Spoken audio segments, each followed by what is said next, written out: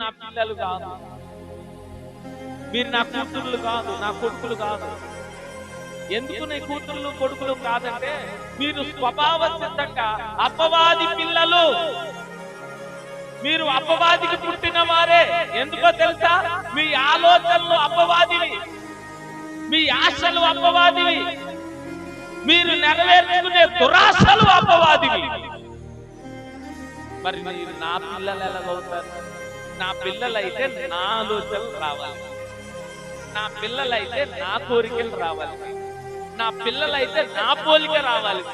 చేస్తారు. మరి నా పోలిక మీలో ఏది? మీకు వచ్చే ఆలోచనలు ఎవరైనా, మీరు నెరవేర్చుకునే ఆలోచనలు ఎవరైనా నాయా? ఆయన అడుగుతున్నాడు మనం, మీకు వచ్చే ఆలోచనలు నాయా? మీరు నెరవేర్చుకునే ఆశలు నాయా? మీరు కోరుకునే కోరికలు నాయా? మీరు మీ తండ్రి యగు అపవాది సంబంధులు, మీరు వాటి దురాశలను నెరవేర్చుకోరుతున్నారు. అంటే మీ తండ్రి యగు అపవాది దురాశలనే మీరు నెరవేర్చుకుంటున్నారు. ఈ రోజుకి కూడా మానవుడు ఎవరి స్వభావం, ఎవరి పిల్లవాడు, ఎవరి పిల్లలంటే కేవలం అపవాది పిల్లలు. ఎందుకు? మానవుల్లో వచ్చే తలంపు, మనలో వచ్చే ఆలోచన అపవాది పిల్లలను చేస్తున్నాం.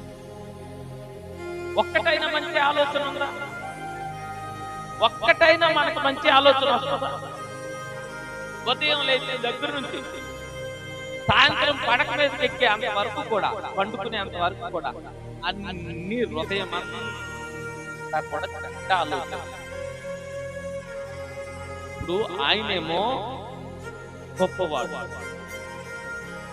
నా బిడ్డలైతే నాలాగే ఉంటారు, నా ఆలోచనతో ఉంటారు. కానీ మీరేమో అపవాది ఆలోచనతో ఉంటారు. నా పిల్లలని మీరు ఎలా చెప్పుకుంటున్నారు? మళ్ళీ ఇంకొకటండి, మిమ్మల్ని సృష్టించింది నేనే, నిర్మించింది నేనే, నా చేతులతోనే మిమ్మల్ని చేశాను. నేలమల్ని తీసి నరుడిగా చేసి నరుడి నాసిక రంధ్రంలో జీవవాయువు ఊదక నరుడు జీవాత్మయ్యాడు. నేనే చేశాను. కానీ మీరు స్వభావ సిద్ధంగా అపవాది కోరికలను నెరవేర్చుకుంటున్నారు. అంటే స్వభావ సిద్ధంగా మీరు అపవాది సంబంధులు, స్వభావ సిద్ధంగా మీరు అపవాది పిల్లలు. నా పిల్లలు అయితే కాదు, మీ నాన్నని నేను కాదు, మీ నాన్నని నేను కాదన్నా అంటున్నాను. మీరు చెప్పండి, పోనీ మన నాన్న ఆయనే. ఉదయం లేచే దగ్గర నుంచి సాయంత్రం వరకు మనలో ఉన్నటువంటి దౌర్భాగ్యపు కోరిక, క్రిమినల్ ఆలోచన.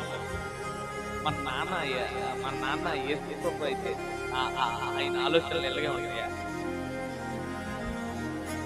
మరి ఈ ఆలోచనలు ఎవరైనా మరి చెప్పండి. ఇందాక అన్నారు కదా, మేము దేవుని పిల్లలు. చిన్న లాస్ అక్కడ ఉంది. ఏంటో చెప్పిన, మీరు మీ తండ్రి యగు అపవాది సంబంధం, మీ తండ్రి యగు వాడి దురాశలను నెరవేర్చుకోరుతున్నారు. ఎందుకంటే మీరు ఆది నుంచి వాడి దురాశలను